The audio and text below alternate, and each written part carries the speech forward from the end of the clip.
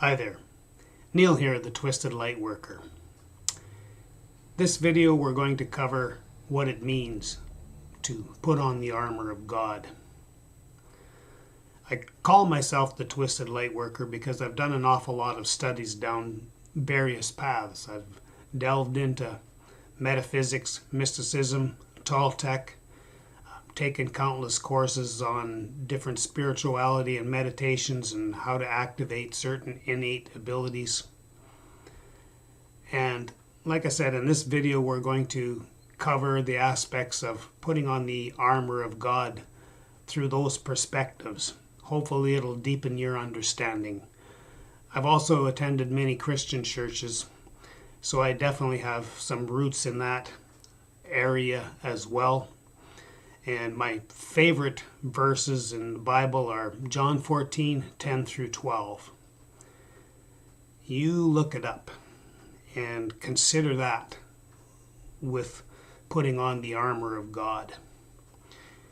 Remember, Jesus said that we really only have 2 commandments. Moses brought us 10. Jesus brought us only 2, and that's love one another and bear each other's burdens. And in order to do that, you have to put on the armor of God. And what does that actually mean? And how does that connect to John 14:10 through 12? And how does it connect with metaphysics and spirituality through the Toltec and various Aboriginal studies, shamanism, and things of that nature? It's all tied into the same thing. And hopefully through this series, you'll get a little bit of perspective of that. Before I get too deep into it, I want to take a moment now, and I always forget, I shouldn't, but I'm still learning these software, so my mind's always on something else. But I truly want to thank everyone who's reached out and bought me a coffee. I do have the Buy Me a Coffee link down below, and it means a lot to me. It helps me stay motivated to produce more videos, and I'm not a rich guy, so every little dime helps. So thank you all for the coffees. So, putting on the armor of God. Jesus says, God hath not given the spirit of fear, but of love and of power and of sound mind. So many people have their focus on love, as if they're lacking love. And that's nonsense. That's total nonsense. We have over 100 trillion cells in our body, and every single cell has a function, and it's only there for you. That means you have 100 trillion friends right in your body. The ether, nous, 0-point energy, all mean basically the same thing. Source, what is the root of all manifestations? What is the root of manifestations in your life? How do you bring it about? Keep in mind throughout this whole series that thoughts are things. Science has proven it. They hook up electrodes to your head with an EEG machine, and they monitor your brain waves. They can tell what kind of anxiety and issues you have and what part of your brain is activated. But what science has yet to learn is the frequencies that we vibrate. That's what the electrodes are picking up, is different frequencies. Those radiate out from us, just like ripples in a pond, and they stretch out to the ends of the universe. The ripples in the ether is what they are. Thoughts are things. They create our reality. As a man thinketh, so is he. Assume a virtue, and it is yours. All of those things are roots in the fact that we create the reality that we're in. So putting on the armor of God. God hath not given us a spirit of fear, but of love and of power, and of sound mind. So when we step into fear, or when we Empaths have a real problem. They feel all the vibrations around them. And rather than stand in their power to transmute those vibrations, they cower to them and develop all kinds of pains and anxieties, and they want to retreat into solitude. But if they worked on looking for power inside, look for the power inside, you will find that you're going to be able to do amazing things. Amazing things. So in this video, we're going to mainly cover the Toltec versions of it, and I've got a number of different slides that we're going to look at. Let's start off with this one by Mark Cloudfoot Gershon. It says, the ability of the adept is the ability to guide the dream of their existence along a path with heart. That does not mean you'll always get what you want or life will be easier. What it means is that you have directed the course of your life to having the most robust experiences that challenge and test your abilities to the core, make you more powerful. Think about it. Jesus had the power to turn water into wine, heal the sick, raise the dead, walk on water. All of those take power. Without power, he wouldn't have been able to perform any of those miracles. He was here to lead by example, just like in John 14:10 through 12. So like I said, it doesn't mean that you'll always get what you want or life will be easier. What it means is that you will have directed the course of your life to having the most robust experiences that challenge and test your abilities to the core. You don't need what you think you want, but you do need those robust experiences that build the warrior spirit by test and challenge. Muscles that are not used become lethargic and basically don't work. So if you put yourself in situations where you're tested, you'll develop more and more power. And power gives you the ability to transmute the evil that surrounds you. Transmute is the perfect word because that's exactly what you do, is you transmute it.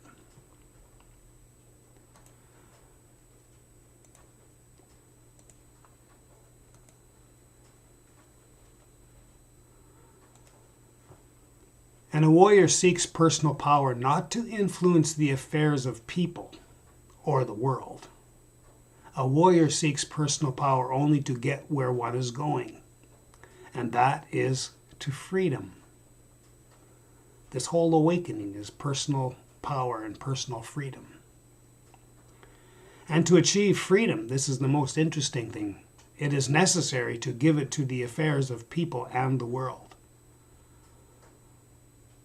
So you cannot be free if you're not giving of yourself. And as you grow in power and strength and courage, and the things that you're able to heal people or transmute evil entities, change the outcome of things by your compassion and your power. You see, those are the things that we really need to focus on. That's power. And we're turning it back into the world, creating a better world.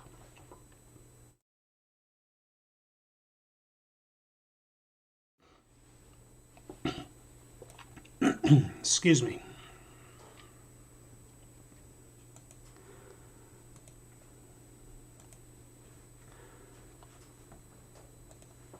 And this is something that I truly, totally believe. Success for a warrior is about how well you can free oneself from the situations that consume you. The success for the common person is how well they can be consumed into the condition that inculcate them into patterns and trends that afford a comfort zone. You can't grow if you're stuck in a comfort zone. It's impossible. That's how come you have to be willing to face the challenges of life and challenges of existence. That means you have to put away your hunger for drama.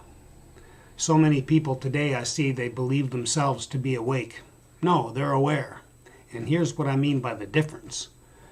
They spend their time looking for news stories to post, to prove that they're aware of all of the truth of the corruption that's going on around them.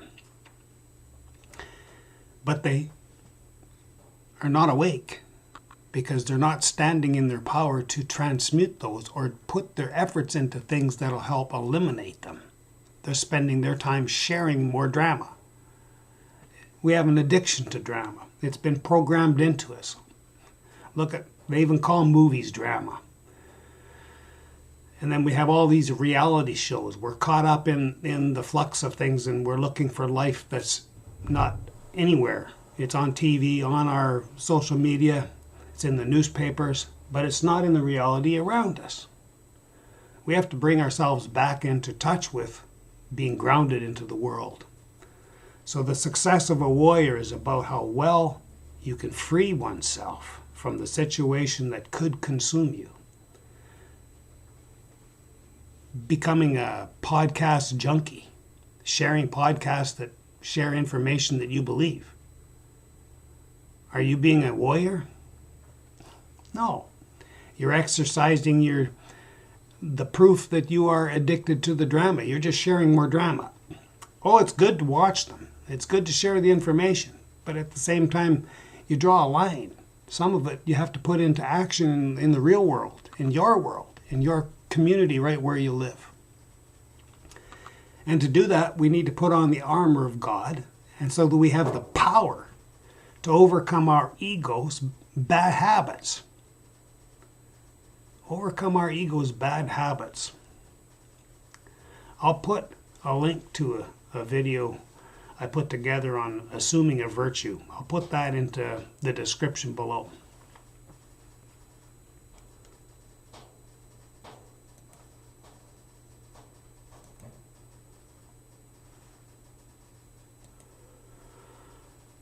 Be the warrior that you are.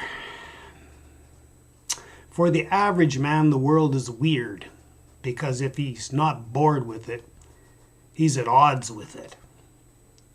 For a warrior, the world is weird because it is stupendous, awesome, mysterious, unfathomable. A warrior must assume responsibility for being here in this marvelous world, in this marvelous time. And these are marvelous times.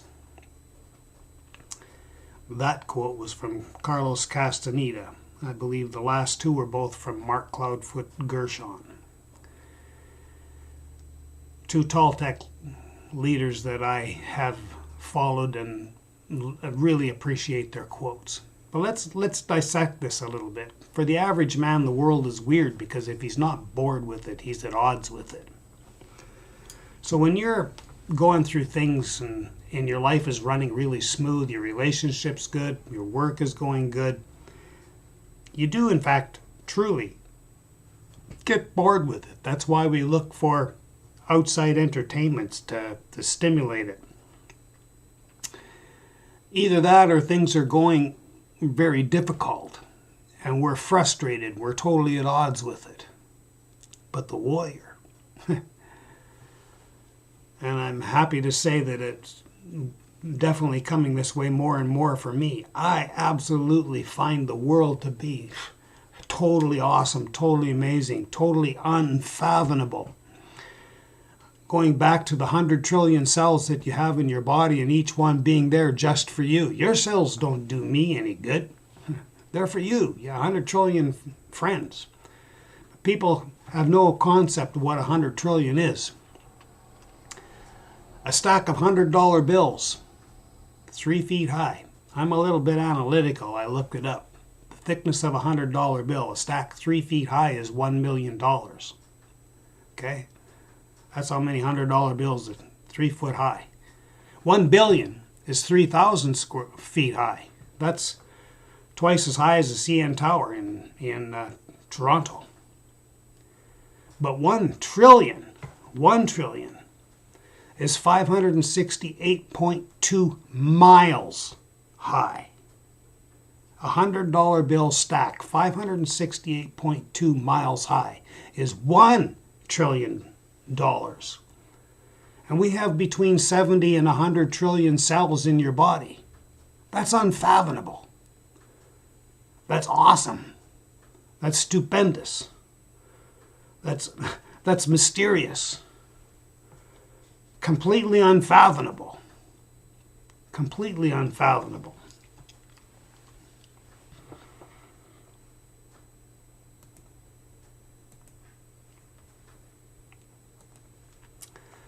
So when you carry force, there's no room for pain or trauma.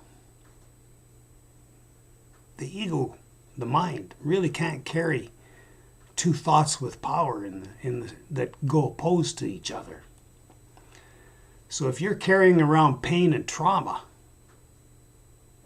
and you're not in the power, God hath not given us the power of fear, but of love and of power and of sound mind. God hath not given us the spirit of fear, but of power, love, and sound mind. So when you carry force, there's no room for pain or trauma.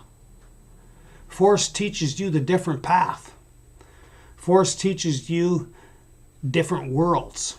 Self-pity only carries your defeat before you even have a chance to defend yourself. It is better to carry force rather than your pain or your trauma. So think about that. You believe there's too much pain and corruption and discord in the world? Well, be the light. Shine your love with such force and with such power and such intent that you'll transmute the energies around you that are in discord with love and power. And when you have the power to overcome the pain and the trauma, you'll find that you're already loved way beyond belief. After all, the creative source gave you 100 trillion cells. Proof. You're loved. Think of every single grain of sand on every beach. Think of every feather that's on every bird. Think of every drop of water in every lake, river, and ocean. All of those are there for you and I. They're there for us. Those are gifts from creative source. Isn't that proof that we are loved way beyond imagination? The human mind's not even capable of fathoming the amount of love the creative source has for us. But if we're caught up in fear, pain, and trauma, your cup is full. You have no room for love. And you blame the world. Look in the mirror. Put on that armor of God. For God hath not given a spirit of fear, but of love and of power and of sound mind. Stand in your power. Stand in your power. We're each given that. We're each given that gift of power.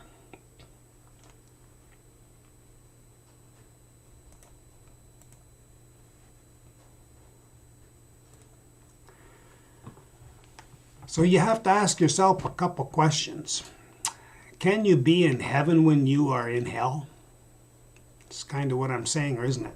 If you're standing in the world as it is with all this corruption that's all around us, we look at it and see it everywhere. But can you, in your heart and in your mind, be in a state of heaven? Have you got the capability of shutting your ego mind off so that you don't have the fears and the pain and the trauma? So that you can actually experience the wonder and the magnificence and the glory of the world that's around you? That is putting on a suit of armor. That is awakening. That is awakening. And can you give them hell and stir things up when you're in heaven? You see, we do need challenges to be continually growing, because we're always busting out of our old selves into something better. We're always busting out of shedding skins of insecurities or shells. We're busting out of shells. We're busting out of old skins that no longer serve us. You and I. We have to move forward. We have to get rid of those cells, the skins and the items and limitations that hold us back. That takes power. But when you realize that you're loved beyond human comprehension and you focus on power, you begin to stand in a power that's unbelievable, because you'll walk into a room and you'll be in a good spirit and you'll feel there's a few people of your friends, and you can tell as soon as you walk in they're all fighting. You have two options, don't you? You can lower your vibrations and join their negative mood, or you can pump up your power and come in there with so much joy and enthusiasm you transmute their negative. God hath not given a spirit of fear, but of love and of power and of sound mind. Stand in your power. To do that, you put on your suit of armor. That is truly what it means, putting on the armor of God. So a warrior is not passive, nor is the warrior spirit ever at rest, because there's always another challenge. There's always another challenge, and there's always another obstacle that's in the way of further growth, further power, and through the further power that we add to ourselves, our ability to love unconditionally becomes greater and greater and greater, putting on the armor of God.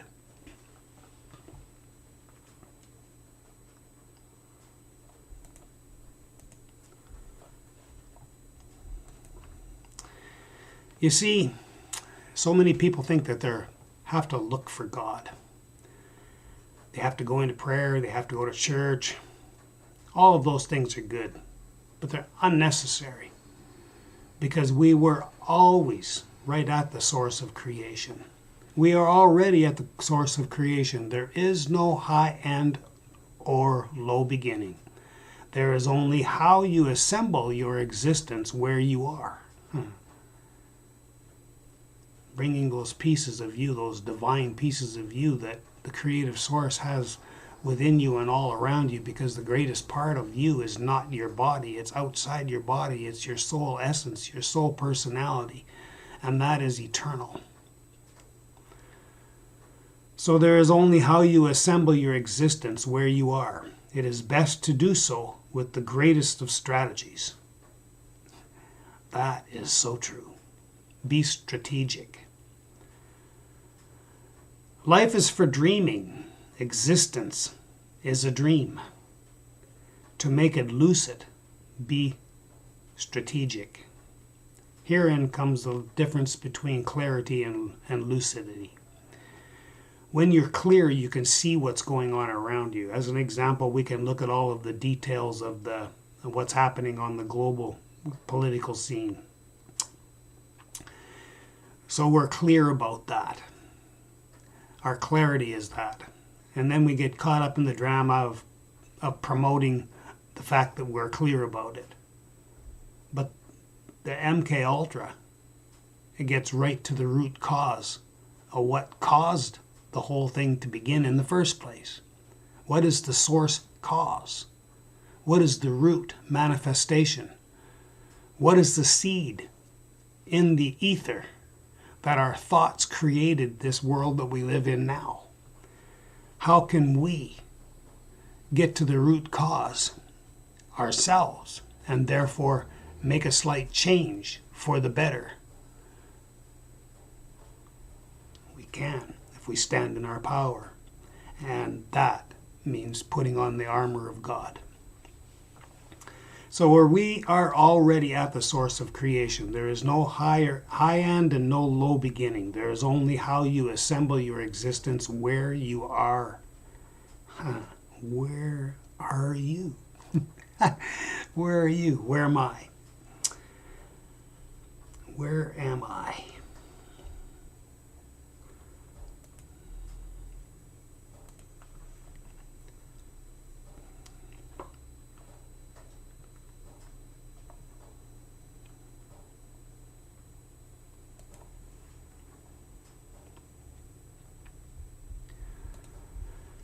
When we shift our energy from fear to power with compassion, we will find we were always loved beyond human understanding.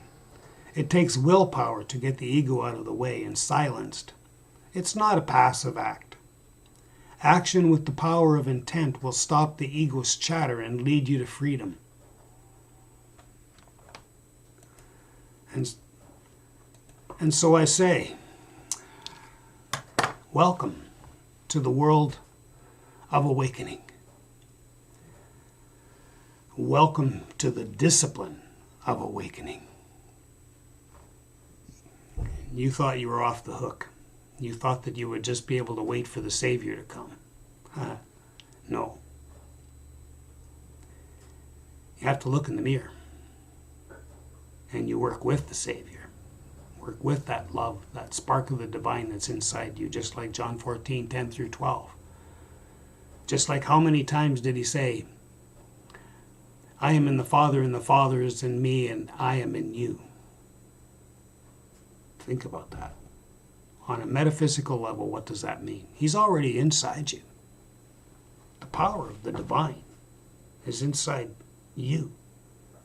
It's inside me. John 14, 10 through 12. Who are the ones coming to do more? I challenge you to consider yourself as possibly one of them. Who are the ones coming to do more? You can do it because of the power of the Christ power, the Christ love, the power of the divine, the spark of the divine is inside you, is inside me, and it's inside every living being and human on the earth. So I hope this gives you a little bit of a perspective of what you're going to see as I unfold this series of videos on putting on the armor of God. You'll see me do a little bit more from the Toltec point of view, and I'll weave in some metaphysics and bring in some spirituality as I go along. But the main thing is, I want you to realize that God hath not given you a spirit of fear, but of love and of power and of sound mind. It's up to us what we do with it. It's up to you what you do with it. So once again, I thank everyone who has been buying me coffee, and I'll leave the link down below if you like this video and you want to buy me a coffee. I appreciate it. And in the meantime, also look for the links that I supply in the description, because I always supply links that are in harmony with the video that you just watched. So do check out the links that are in the description before there may be something else that'll pique your interest. And for the now, I close this off, and I truly, from the bottom of my heart, I wish you peace. I wish you peace profound. I wish you peace profound.